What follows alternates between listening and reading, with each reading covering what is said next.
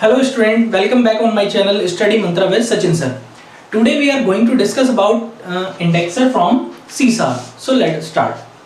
Indexer are usually known as a smart array or we can say that indexer is a virtual array. मतलब एक ऐसा array जिसका अपना कोई अस्तित्व नहीं है लेकिन उसका जो काम है वो कुछ array के जैसा है. क्यों है? क्योंकि indexer is a class property. Indexer एक क्लास की प्रॉपर्टी है that allow you to access the member variable of class and structure like a array. कि अगर हमें किसी क्लास के किसी मेंबर को या फिर स्ट्रक्चर के मेंबर को कॉल कराना हो किसी एरे के फॉर्मेट में तब हम यूज करते हैं इंडेक्सर का C# में. इंडेक्सर को इंप्लीमेंट करने के लिए हमारे पास कुछ प्रॉपर्टी है उसकी, जो क्या है. First one, indexer must have at least one parameter. मतलब जब भी इंडेक्सर को डिक्लेयर किया जाएगा तो उसके अंदर कम से कम एक पैरामीटर जो है होना कंपलसरी है, अदरवाइज वो कंपाइल टाइम पर आपको एरर थ्रो करेगा. Second thing, indexer define using this keyword. This keyword का यूज किया जाता है हमेशा इंडेक्सर के साथ और दिस कीवर्ड के साथ हम उसको फॉर्मेट में लगाते हैं स्क्वायर ब्रैकेट को.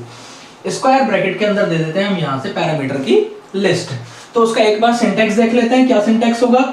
सबसे पहले हमें लिखना है access specifier return type this keyword parameter और उसके अंदर जाएंगे तो गेट सेट एक्सेसर लगेंगे और गेट सेट के बाद हम क्लोज कर देंगे उसको.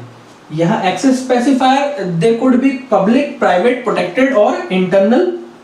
Return type can be any valid C# data type. This क्या है? This is a keyword which points the current object of the class और उसके बाद आ जाती है वहां पर पैरामीटर की लिस्ट. इसके अंदर जाएंगे तो एक्सेसर यूज होंगे. एक्सेसर कौन कौन से? गेट और सेट. गेट का काम होता है return the value from the specified index और सेट का काम होता है set the value on specified index in internal collection. तो दोनों ही क्या काम करेंगे? इंटरनल कलेक्शन पर काम करेंगे. गेट का काम होता है वैल्यू को रिटर्न कराना और सेट का काम होता है वैल्यू को सेट करना. एग्जाम्पल के थ्रू अब इसको समझ लेते हैं कि कैसे ये गेट और सेट हमारे काम करते हैं. तो इंडेक्सर को अब हम एक प्रोग्राम के थ्रू समझ लेते हैं. सबसे पहले हमने एक क्लास बनाई जिसका नाम था इंडेक्सर क्लास. उसके अंदर हमने एक एरे बना दिया जिसका साइज था 3 ऑब्जेक्ट का एरे. और अब यहां पे हमने डिफाइन कर दिया है अपना इंडेक्सर. इंडेक्सर को डिफाइन करने के लिए सबसे पहले लिखते थे access modifier. Access modifier could be public, private, protected और इंटरनल. तो सबसे पहले हमने पब्लिक दिया उसको, string, return type this keyword था जो करंट क्लास के ऑब्जेक्ट को पॉइंट करेगा. करंट क्लास कौन सी हमारी? Indexer class. दिस के अंदर पैरामीटर पास कर दिया इंट आई. अब एक्सेसर आ गए. एक्सेसर गेट के अंदर रिटर्न नेम्स के अंदर आई लिख दिया. क्यों लिख दिया? क्योंकि एरे में पास करेंगे, एरे की तरीके से वेरिएबल को कॉल कराना है. सेट के अंदर नेम्स आई और आई को हमने नेम्स को वैल्यू प्रोवाइड करा दी. गेट का जो काम था वो रीड राइट प्रॉपर्टी थी और सेट का जो काम है वो प्री डिफाइंड प्रॉपर्टी की तरीके से काम करेगा. अब इसके बाद आ जाते हैं हम मेन क्लास में. मेन क्लास में आए और ऑब्जेक्ट बना दिया इंडेक्स क्लास का. इस क्लास का ऑब्जेक्ट बनाया हमने. यहां पर ऑब्जेक्ट का नाम है टीम. टीम ऑब्जेक्ट पर हमने कहा उसको कि 0 इंडेक्सिंग पर हमने दे दिया उसको तान्या, 1 पर वाहद, 2 पर फहीम. अब यहां से क्या होगा? हमने जब इसको लूप के अंदर रखा क्योंकि एरे के तरीके से कॉल कराना था तो वेरिएबल 1 by 1 आएंगे. लूप के अंदर दिया और टीम आई के अंदर पहली वैल्यू 0 तो वो नेम के अंदर लेकर गया 0 और 0 पर वैल्यू क्या गई यहां से? तान्या. तो सबसे पहला जो हमारा आउटपुट आया वो क्या होगा? यहां से वो प्रिंट करा देगा यहां पर तान्या. उसके बाद इंक्रीमेंट होगा.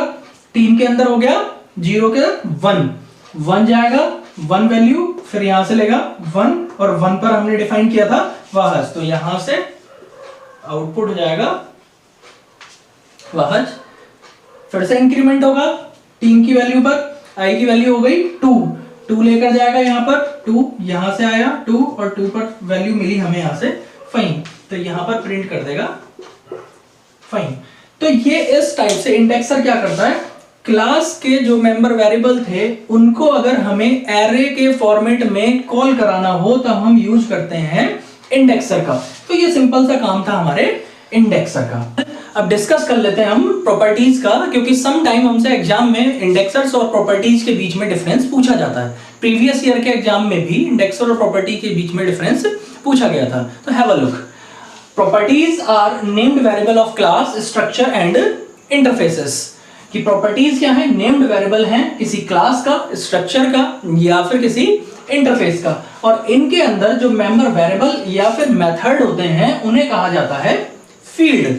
अब इस बात को अगर हम एग्जांपल के बिहाफ पर समझें तो if we have a class name student with private field name and age, then we can not directly access these private field from outside the class, या फिर हम कह सकते हैं आउटसाइड द क्लास स्कोप। क्यों नहीं कर सकते? But we can have properties for accessing these private field. वो कौन सी प्रॉपर्टीज हैं जिनके थ्रू हम इन प्राइवेट फील्ड को एक्सेस कर सकते हैं? वो थे हमारे गेट और सेट। इससे पहले भी हमने डिस्कस किया था इसको। होता क्या है कि अगर हमारे पास कोई क्लास थी जिसका नाम है स्टूडेंट और उसके अंदर कुछ प्राइवेट फील्ड हैं, दो प्राइवेट फील्ड हमने ले लिए, नेम और एज, तो उन प्राइवेट फील्ड को हम क्लास के स्कोप के बाहर एक्सेस नहीं कर सकते। हमें उसके लिए किसी प्रॉपर्टी की जरूरत पड़ेगी, किसी टेक्निक की जरूरत पड़ेगी जिससे हम उसे क्लास के बाहर एक्सेस कर पाए। तो जो टेक्निक है उन्हीं को हम बोल देते हैं प्रॉपर्टीज। अब डिस्कस कर लेते हैं इंडेक्सर और प्रॉपर्टीज के बीच में डिफरेंसेस। तो इंडेक्सर्स क्या होते हैं? इंडेक्सर्स को क्रिएट करने के लिए हमें एक कीवर्ड की जरूरत थी जिसका नाम था दिस कीवर्ड। दिस कीवर्ड के बिना इंडेक्सर को क्रिएट नहीं किया जा सकता, लेकिन प्रॉपर्टी लिखने के लिए दिस कीवर्ड की जरूरत नहीं पड़ती।